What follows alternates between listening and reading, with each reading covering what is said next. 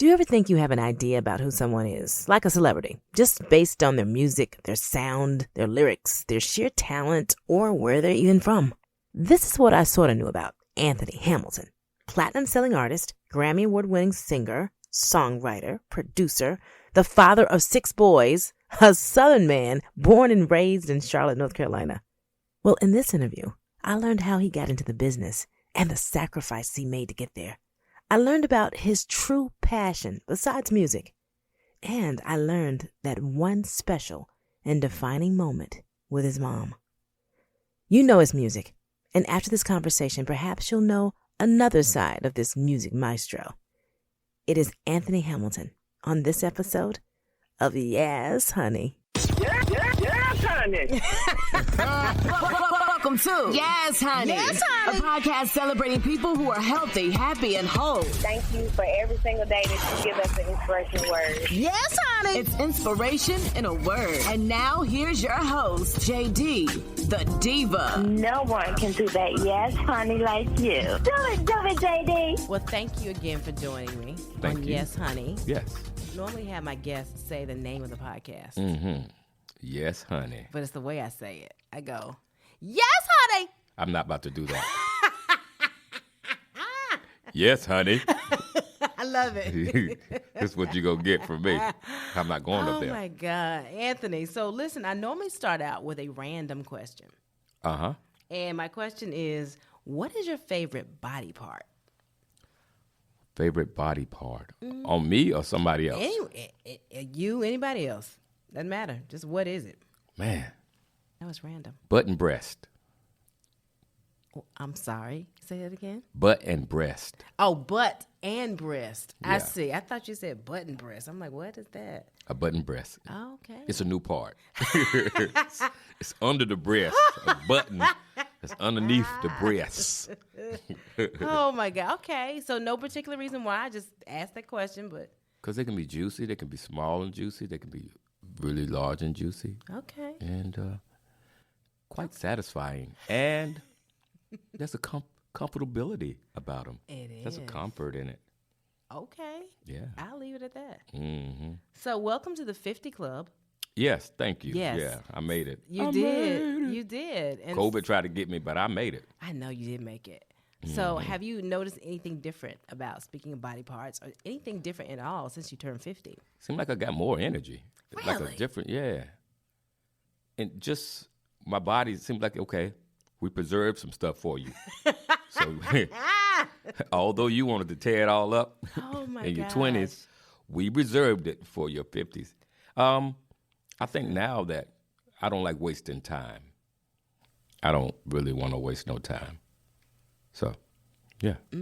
That was kind of deep. Yeah, I don't have time to waste. I say the same thing. Yeah, 50 and then 51 and 52, 53, you know Listen, that I'm thing. already an older woman for you, just so you know. You say what? I'm already an older woman for you. Mm. I didn't know how you're going to take that. Yeah. I'm Older. 55 now, Yeah, That's all. 55, see? You don't play no games. you know. You ain't got to time the to point. waste. Right. That's Yeah. the whole thing. Yeah, you already know it. Just let's get to it. We're not playing. Listen, now you've been in the game, the music game, for a minute. Mm-hmm. Since when? Was it 92 when you first got? 92 when I went up to New York for the first time, and I got my first record deal in 93. So you were singing in the choir, Mm-hmm. and you were a teenager. Yep. I started in the choir pretty early, Yeah. like 7, Mm-hmm. 6, 7. And so you got invited to go to New York. Tell me about that story. How'd that go? Well, you know, being in Charlotte, a young boy who's dreaming of doing something big, I started putting my talent out there, you know, whether it be school. I got a little older, started doing talent shows. Mm-hmm. And a guy by the name of Dizzy knew a lot of people. Dizzy was very popular. He was rapping. He knew a guy by the name of Mark Sparks from Waysboro and all. And so he hooked us up. Yeah. And Mark liked what I was doing. And he was like, yo, I'm going to take you to New York. We're going to make it happen. Seriously? So the first time he said he was on his way, he didn't show up. So Are you serious? I'm so serious. And I was like, I was ready. Then the second time I was in the barbershop cutting, and I kept getting this call from my manager, Eli Davis. There's a guy named Eli who's calling you. Said Mark Sparks trying to reach you. I said, yeah. Whatever. Right. Uh-huh. But I was excited. So they finally came. And at this moment, I hadn't cut a lot of heads. So I was like trying to scramble, get Wait money. a minute. So you were a barber too, right? Yeah, I That was went to your barber other gig. school. Yeah, I went to barber styling school. Really? It's called Black World. It's not there anymore. Cutting hair. Get the Cutting call. hair, get the call, packed up my stuff, and my little $67, and I got in that Suzuki Sidekick. And back then, I was puffing. We was puffing. I was smoking. Really? Marijuana. And Okay. I think we smoked from Charlotte, North Carolina, up to New Jersey.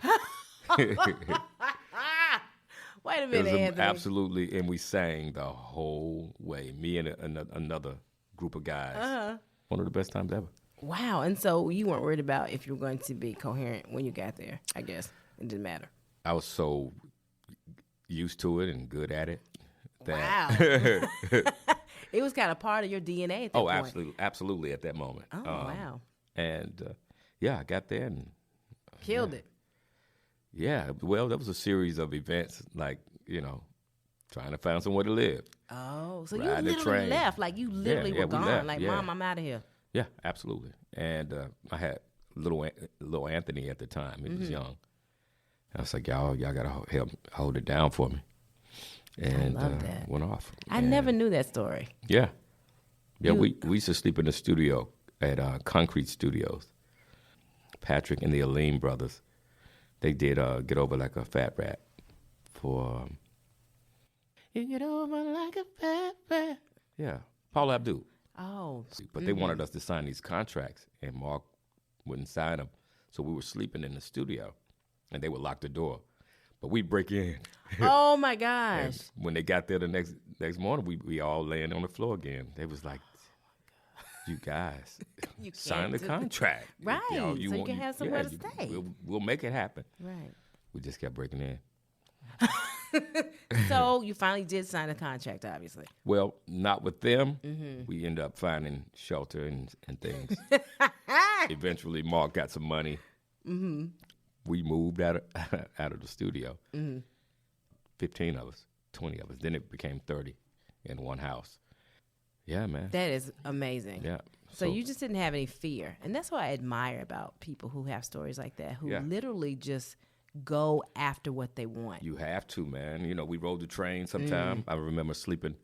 We'd go into like the Jewish neighborhoods and pull over on the side of the road. Yeah. we Wow. slept in the Jeep. Oh, wow. Okay. Yeah. Well, you made it away from that. So Yeah. did you ever think during that process that you were going to be a mega superstar like you are right now? Or even do you think of yourself as a superstar? Because you know you are, right? Well, thank you. But no, I never really look at it like that. Sometimes I forget. And people, they remind me like, oh, my God. I got off, so I was just in D.C., and I got off the elevator.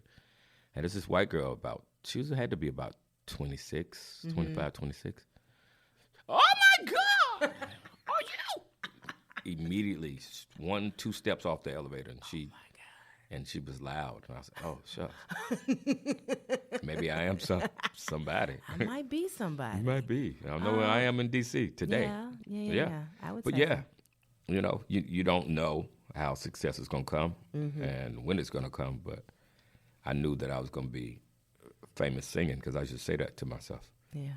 But I didn't know what fame was at an early age. You just know, like leaving home and being able to do it somewhere outside of Charlotte, I guess that was fame to me. That was fame. Just going after your dream, that Yeah. was fame. And then having the chutzpah to see it through. Absolutely. You know what I mean?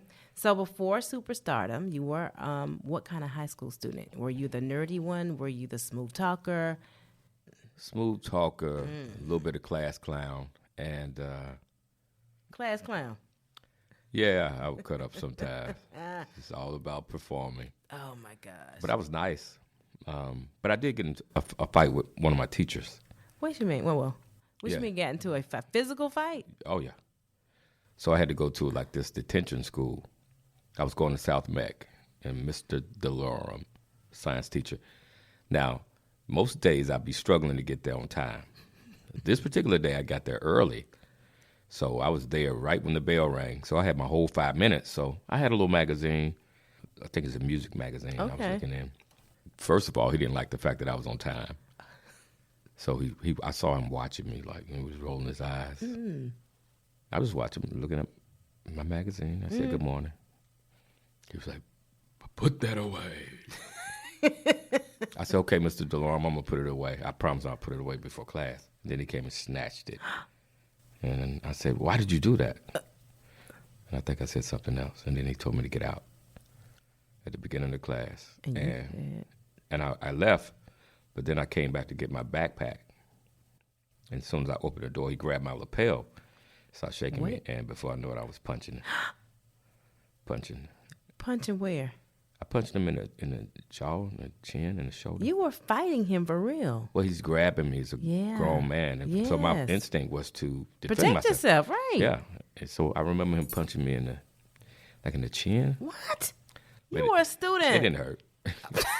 Of course it did. Okay. No, I didn't. I didn't feel it. I don't remember feeling You were in a pain. zone at that point, probably. Yeah. But the other teachers saw when it happened, and they came to my defense. Good. Black teacher and a white teacher. It was like, he did not start that. Wow. And Miss Steele was mean. She was a bad lady, though. She was shaped, too. Miss Steele was, Miss Steele was something. All the boys go to one of Miss Steele class. Oh, my God. Miss Steele had an old donkey. Oh, Lord have So mercy. we was the young boys that was looking at that donkey. Oh, Lord have mercy. But yeah, I got kicked out. Yeah. And I had to go to the detention school. So Wow. Who knew? You were a fighter, literally. I mean, I was just a defender. Okay, that's what it was. You're not just gonna grab me. He's a big man too. All right, so growing up, you raised by a single mom? Yeah, single mother. She had 3. My sister's the oldest. My brother, it's Tanya and James. Uki. I say that because I grew up without my father being in the house too, and I know how it's impacted me as an adult. How do you think not having your father in the house has impacted you? I think, when you have that boy, you feel like, man, I wish he was here. So I want my kids to not have to feel that. Yeah. It lets you know what you don't want. That's exactly Who's to say that if he was there, would it have been a healthy household? I say so the God same always thing. has things That's right. orchestrated. That's right. And but my brother's father was there most of the time, but he was always there. Yeah. And I wish he wasn't. Anthony. No, I mean, he was good. I mean, it was a good part to him, and Yeah. then he would become physical. But my mom didn't play that. She strike back. Pearl Hamilton was. She put them hands on Not you. Pearl. First of all, the name Ola itself. Pearl. Yeah. It's That's Ola Pearl. Hamilton. Okay. She didn't like Ola. But She was that's named some after power in that name. Oh, absolutely. She was named after her mother's sister, Aunt Ola. We had a good childhood, and then I think after having so many unhealthy things happen in your relationship, you turn to vices, and you start having, so she drank a little bit, and, that kind of disrupted the family. Yeah. I ended up getting adopted. I was like 15 and staying with a family. Okay. Which That gave me- family adopted you? Yeah. Okay. I was going to school with them. And so that gave me the stability, the environment that I needed to continue doing what I was doing. To thrive. But she got it together. Did We you all stay- became one happy family. And how long did that take? Because you said you were adopted at 15, Wow, and yeah. so you were with a family. Yeah, I was there with them for 20-something years, maybe 30. Wow. I mean, we still family. Yeah. And you still stay connected to your mom and your siblings and all that, too. Absolutely, yeah. But we lost my mom to cancer about 6 years now. But she had a home. I got a house. So, Nice. yeah, we had some really great years. At least Yeah. about 16, 17 grown-up good years. Yeah, that's good. And she flew to New York. She had never flown before. She flew to New York. Wow. That had to be special. Yeah, because she Yeah. was like, "How come see my baby? I'll get on that plane. Come on, Ola Pearl. see you." I said, "Well, come on up." That's nice. And we had a beer together. We went somewhere and had us a good cold beer. Oh, that's so nice. It was good. I like I had that. to actually. I was flying out really, really early, so I was gonna drive all the way back home to out by Valentine. But my mom lived right off of Remount. I said, "Hey, I'm gonna come by there My mom had one bedroom. It was one big, large bed. So I ended up sleeping on the other side of the bed with my mom at, how old was I? I was in my 40s. Oh, my God. I love Man, that. I had the best sleep I've ever Isn't had that in my life. something? Isn't that It was a something? peace. It was the best sleep I ever had. You know what I'm saying? In like the bed with your mama at 40. At 40. Yeah. I mean, Yeah. I get it. It was It's a little nothing. weird at first, but then I was like, my mama. I can sleep here. I can sleep here. This is my mama. Mama. She birthed me. Birth. There you go. So Yeah. she said, well, baby, let's lay on over there. I did it. I got over there, man. I slept so hard. That's some good sleep, too. It's Man. nothing like the comfort of a mother, period. Absolutely. You know, Even if you're at odds with your mom, it's just like something about mom. there's something about it. Like you'll go through it, keep going through it just to have that connection. I love it. Yeah. So you have 6 boys. Ages 9. The twins will be 11 in November. And at 24, 30, and 32. That's all I can say. That's a lot of cereal. A lot of milk and cereal. That's all they do is eat All cereal the and milk. eggs, all the eggs, all the turkey bacon, all the turkey sausage, all the grits, everything. Oh my gosh. But you know the older boys, they're grown, so Yeah, they can do their own they thing. they got their own place. But it's got to for keep you years. young, though. Like It the does. 9-year-old and the 11-year-old. Oh, whew, yeah. Yeah. And then you throw a puppy on top No, of you that. got a dog, too? Got a golden doodle, and he's just 9 months. Oh, my God, So Anthony. they're running around out in the yard, Oh, God. chasing him and playing with him. And they're busy. Yeah, that you gotta be young. You gotta be You don't have a choice. You got to keep up with active. them. Yes. If not, they're gonna slip off and do something. So how does it feel being a single parent, essentially, because you and your wife divorced? Yep, we divorced, but she moved back here. She had moved away to Ohio, so she's been here. Wow, about 4 years now? Okay, good. So we co-parent extremely Okay. well. Yeah, that's good. Yes. Nothing like black love. Hey, So speaking of black love, that's a nice little segue to your latest project. love is the new new black. So let's talk about that. What was your thought process when you made the album? Because there are a lot of really good tracks on it. Thank you. Got to talk about those, but talk about the album in general.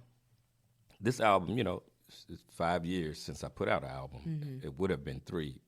The pandemic came and added years on it. But I wanted to talk about black experiences, black love, and the black experience in and outside of the relationships, whether it be the stuff that happened to George Floyd or just being a man who needed time, like a song called Mercy, who needed just to be loved on and see the man for, who he is and the provider that he is. And then you have being in love. Can't wait to get home because you want that black love. Or you made a fool of me, where love turned its back on you. So I want to speak about things that people deal with. And through the pandemic, there was a lot of relationships and a lot of marriages that got busted up. Yeah, People needed something to listen to. So that's good. Love is the New Black is that thing. It's that thing. It's popping. Yeah, I wanted to remind people that, no matter what, let love be priority every day. Black love, let it be priority. The first Every thing. day. Yeah. That's right. Do you want to be in love again, or are you in love again? I'm not in love right now, but I don't mind. Yeah, I think being in love is a safe place. It's a beautiful place with the right person. That's right. I love love. And I'm not opposed to being in love again, or even getting married again. Really? Yeah, So I would imagine that you would want it to happen organically. has to. Yeah. Yeah, I don't want no pressure. Right. No, I get you. none. Get away from me. Because you know they're going to be on you, Anthony, especially get since on. you dropped this album. You already said a 26-year-old white girl was on you. She had a boyfriend behind her. She's, oh my God, I love you. Oh, my gosh. Well, I see that COVID, I know you mentioned you had COVID, and that did not slow you down that much because you're still making music. Absolutely. 7th studio album we just talked Actually, about. 10. It's The 10. 10th one? It's the 10th one. Really? Man, I've been working. You've been working for real. I've been working. And all of that, you throw in a book. Cornbread, fish, and collard I know. greens. Listen, I was looking at some of the recipes now. Man, you got to try it. That add butter. that fettuccine and That shrimp. shrimp. Yeah, butter. Yeah, that butter. Yes. Buttered shrimp and ooh. Are you concocting these up in the kitchen? Yeah, Yourself? I love to cook. Yeah. Where do you think you got your culinary skills from? My mother, like yesterday, I was craving potato salad. So I was like, I'm about to chop this. You know, I've tried it, made it before. Mm-hmm. And it's getting close to hers. So, I made it. And you do OU. collard greens. Well, yeah, you do. I did collard greens yesterday. You got some left over? Yeah, I think there's something left over. They were busting too. Being away in New York, I lived in Harlem my last 7 or 8 years. I had to cook. I had to cook actually for the house full of people that Mark had. Are you serious? Yeah, we finally got a house, and it was like, we got groceries. I know I fried about 80 pieces of chicken. Shut up. And we made 3 big pans of lasagna. It was a lot of us. Gosh, that sounds good. You're making me hungry. Yeah. So what's next for Anthony Hamilton? Promote this album, put out some talent through my own label, My Music Box, through BMG, and to write some movies. Really? Absolutely. What kind of movies you want to do? Comedy, drama, biographic movies. That's good. Yeah. I'm excited for you. That's good. I'm also doing a thing now called Hamilton Corner Store where I'm going to have my own grits. Yeah. So the grits will be, you can sign up now on HamiltonCornerStore.com. I love And that. hot sauce. So we've been, brewing up this hot sauce and testing out each different peppers and Oh, wow. then the fish fry, chicken fries, and all the stuff that you need. Just all the staple stuff. I see. Knives, yeah. That we can get online. We can get it online. And eventually I want Hamilton Corner Store to be grocery stores, but it'll have that corner store feeling. I like there's that. food deserts Yes, in there the are. communities. Why we have to go all the way over there to get fresh food. Exactly. Yeah, that's And cool. produce, yeah. Exactly. I love that. Well, good. Well, you seem like you have your plate full. Yeah. But I you wish you balance it luck, out. But my team is good. Yeah. You know, You got to yeah, have a gotta strong have- team behind you. Absolutely. If you don't, man, you will fail. Okay. Last question. What is the one thing you know for sure? One thing I know for sure, that God is able. He will wake you up. He will lift you up. God is able. Yes, he will. Oh, man, yeah. Yes, honey. Yes. Okay, so that's your yes, honey. I do Yeah. the yes, honey. Yes, honey. Yes, honey. I love it, Anthony. Thank you so much. Thank you. This is awesome. Inspired by this edition of Yes, Honey. Yes, honey.